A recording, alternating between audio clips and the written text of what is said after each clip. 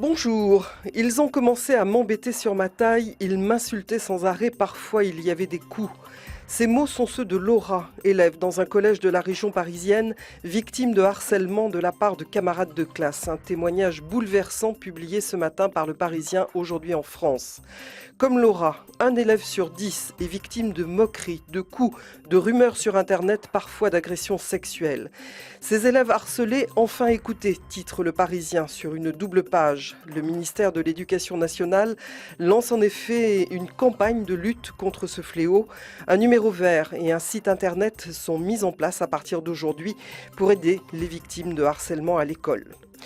Le Parisien, aujourd'hui en France, s'intéresse également ce mardi à l'élection présidentielle et publie en page 5 un sondage exclusif sur la crédibilité de Nicolas Sarkozy.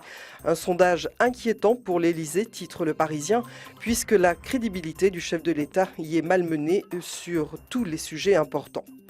Crédible, l'adjectif est à la une de Libération. Contre le monde de la finance, Hollande est-il crédible s'interroge le quotidien.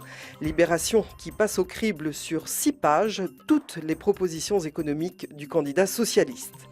Hollande au banc d'essai, titre la Tribune qui analyse 5 de ses propositions. Les Échos préfèrent titrer sur les banques françaises face à l'assaut d'Hollande. Le quotidien économique parle de banquiers surpris par les attaques de François Hollande et qui protestent discrètement. Les banquiers s'opposent à la séparation stricte de leurs activités de détail et de banque d'investissement, croit savoir les Échos. La présidentielle, il en est question à la une de la Croix. L'école catholique interpelle les candidats. En page 2, le secrétaire de l'enseignement catholique fait plusieurs propositions aux candidats en matière d'éducation.